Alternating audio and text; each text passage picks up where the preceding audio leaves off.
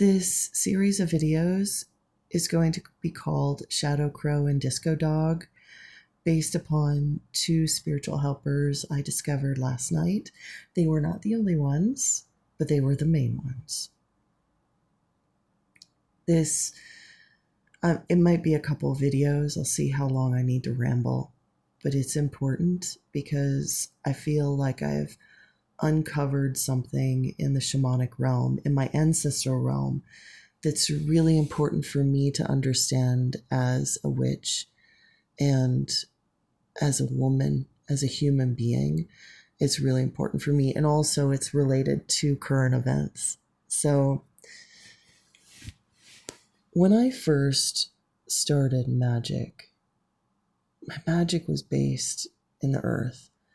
I remember when I first started studying witchcraft, I would read books that inspired me, and then I made an altar based upon the four elements, and I would gather, I had different colored candles with four different parts. It was kind of like my altar was like a square, and then I sectioned it off into four parts, and I would have items on the altar that would represent those four elements.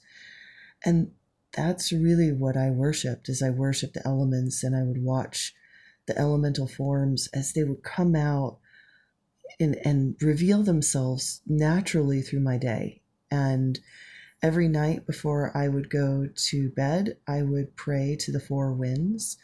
And in Norse mythology, there are four dwarves, Nordri, Ostri, Sudri, Vestri. And I would pray to the four dwarves and to the four guardians of the four gates of the elemental kingdoms. And that was really most of my journey of experiencing witchcraft, because at the time I was not part of a coven.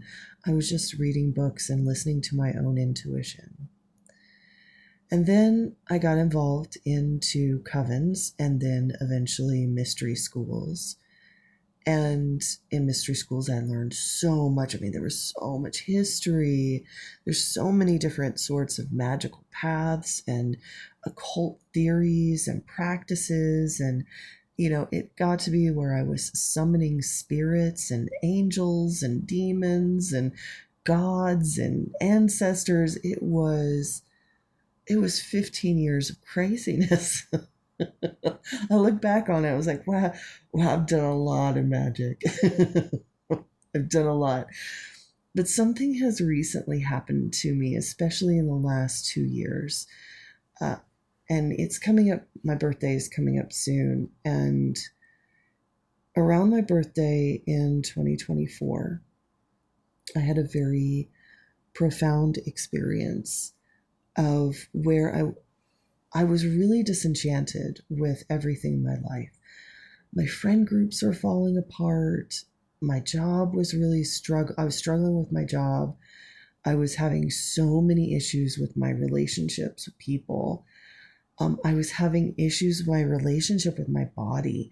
I had long COVID and these chronic health conditions that would literally I was be bedridden for like a week, and it was so frustrating. I was worried that I was on the fast track to mortality, and I felt like everything was wrong, and I didn't know why. And I ended up walking into the mountains. There's this beautiful canyon that I live near, and it was my birthday.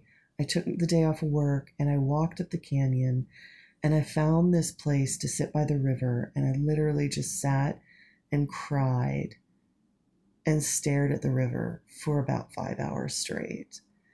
And I felt the spirits of the river just realign me and help me heal.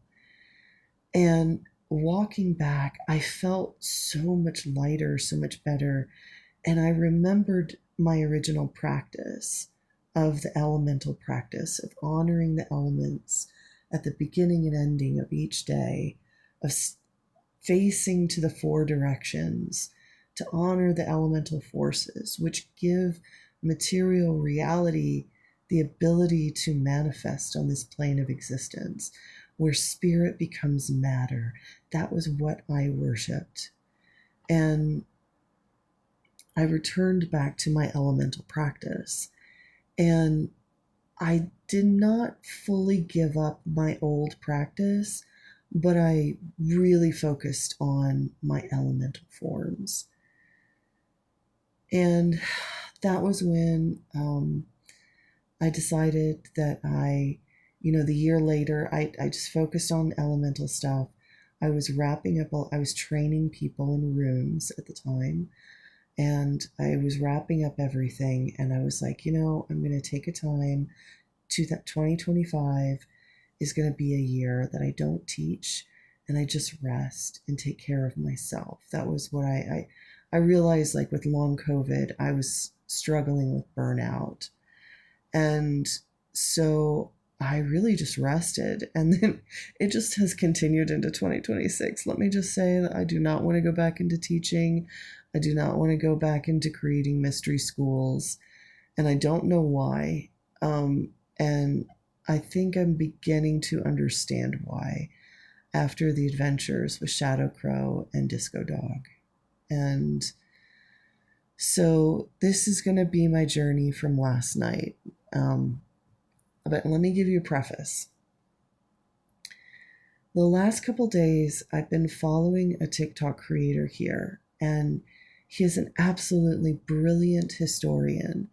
And he is talking about, I'll see if I can try to link his videos in the comments if you're interested in following the breadcrumbs and the path of my journey. But he talks about the original indigenous people of the Indus Valley in what we know today as India, and what people worshipped in India was not what Hinduism is today. Hinduism is not the indigenous religion of that area.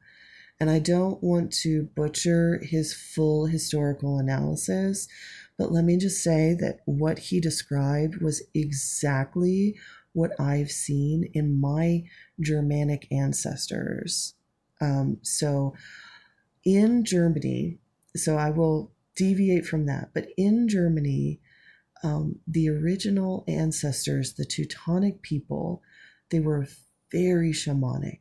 They worshipped dwarves and giants and elves and stones and elemental forms. That was the indigenous culture of the hunter-gatherer tribes and the barbarian tribes of Germany and the Slavic regions. And they were very similar to the Scandinavian Sami, and which, if you look at the patterns of their belief, is almost exactly identical to the belief systems of the Native American tribes here in America and many Native tribes across the world. They worshipped nature. They worshipped the animals, the rivers, the spirits of the land, the ancestors, the spirits of the dead, the spirits of the sun, the moon, the stars, the sky, the clouds. Everything that was nature was alive, it was sentient, and they were consistently in a dance, an interplay with those entities.